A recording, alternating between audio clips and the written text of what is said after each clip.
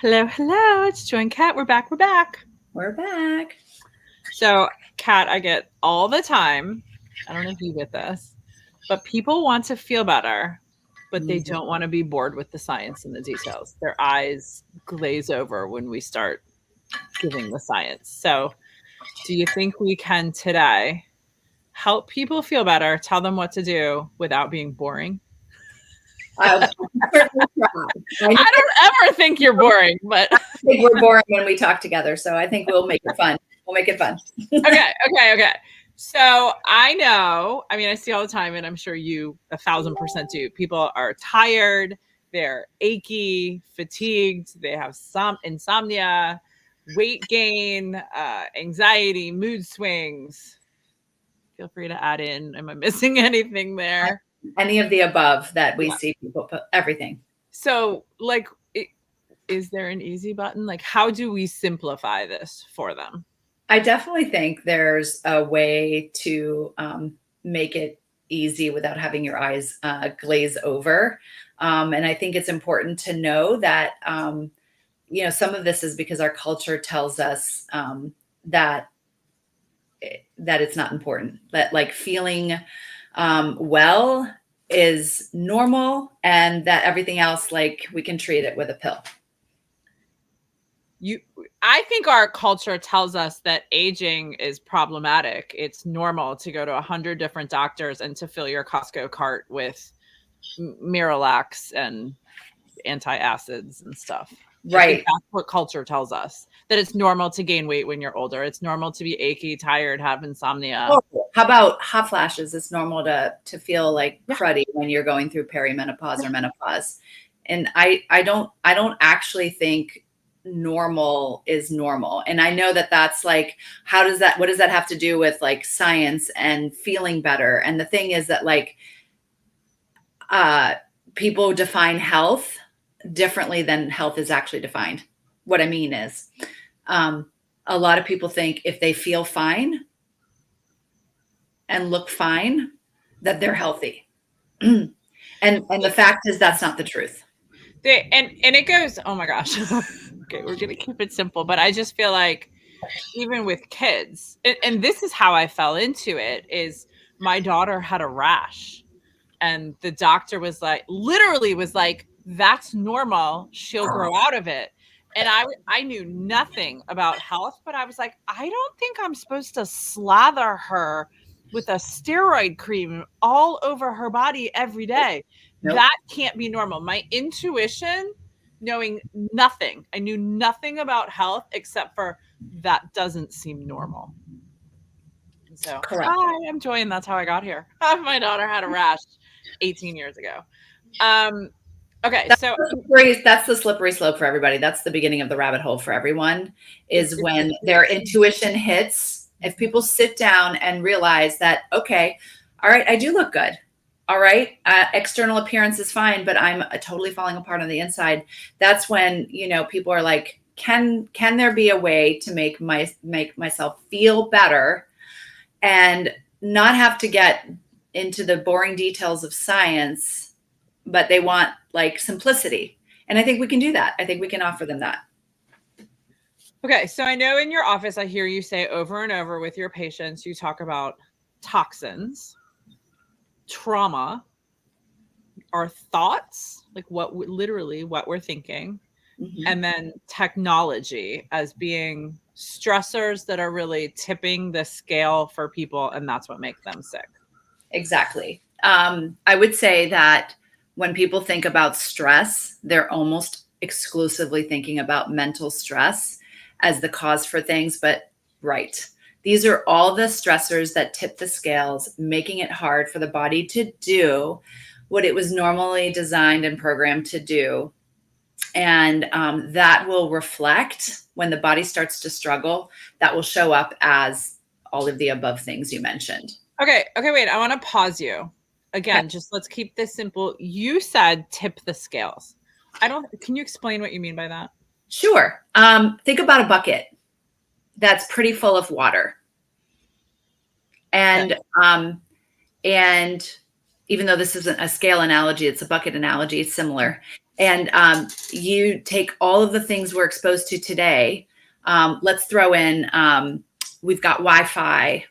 We're all wired and tired, depressed, can't sleep. Have kids, in 3 million different activities on 4 different sides of the city. And, maybe we haven't connected with our spouse. Maybe we did a heavy workout and did all the things that we think we're supposed to be doing, took our kids to places we're supposed to be going. And like someone gets exposed at school to like a major infectious load and they come home and then everybody gets run down and sick. It's because the scales were tipped, the bucket got overfilled.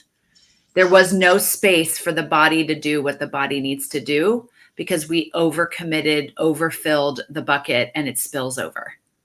That's what I tell he's 12 now, but I've been telling him for years, giving him, all my kids, actually, the analogy of a bank account, that we all know that we're supposed to put deposits into our fiscal savings account, right? That we don't want to spend all our money. We don't want to overextend ourselves on credit cards, right? Like, I think everybody gets that. Yes. And so I just explained to them, it's the same thing with our health and wellness, that, it's not about being perfect, right? It's looking at things like what feels easy. For me, it's very easy to use glass over plastic. Like, that was one of the first things that I implemented that really helped make a deposit. Removing the plastic and reducing the toxic load was just something that I could do, that put a deposit into my health savings account. And so, you guys, I think that's what we're talking about today. It's just, how many deposits are you putting into that? And how significant are the deposits? Yeah. Like, a lot of the conversation in health, if you will, is like just removing toxins. And I'll be honest, that's important, but it's not as big as other potential deposits. And we can definitely talk about more of that later in certain lifestyle choices that you can make. But yes, that is I love that analogy. And that's why I think when people are like, oh, I was fine, I could eat whatever I wanted to on vacation. Yeah, newsflash, you were on vacation. You didn't have your regular schedule. I mean, like, people are like, oh, we're going to eat gluten when you're in Europe. No, but I probably will have cheese and some other things that I don't typically do because I'm on vacation and I'm in the sunshine and I'm moving my body even more than I do now. And okay. And so that's just kind of like our final summary for today, is we can really, yes, the lifestyle choices we make can create leverage. So, but there's also things that we can do that create more of that leverage, like, and easier. A lot easier, so much easier, like by activating the body's pathways. But just we can talk about it another time, right? And early morning sun and movement, less screens, removing sugars and processed foods. Like, I think you've heard this before, but it's very much at the top of a lot of the influencers that I see. So I know you all are seeing it as well, is the whole idea that my diet, if you will, is a diet. It's not. It's like how we should actually be living. And rather than all these ultra processed foods and things like that, removing those should be the norm. It shouldn't be normal to be consuming those things. It should be normal to be living and eating the way we do. Well, and I think that's why people, I don't know, again, like, we should wrap this up, but I think about, like, we're big fans of Little House on the Prairie.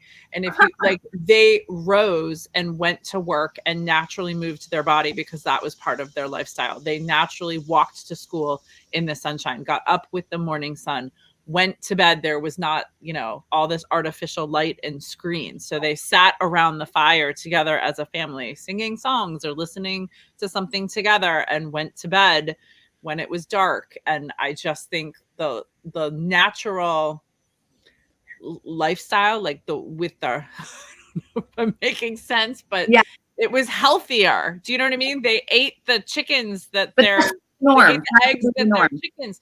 That used to be the norm. And yes, and the further and further we get away from that, the more and more problems we have. So it's a balance, and it's not about being perfect, but it's just thinking like, maybe I should go for a walk today outside in the sunshine instead of just sit in my bed on my screen.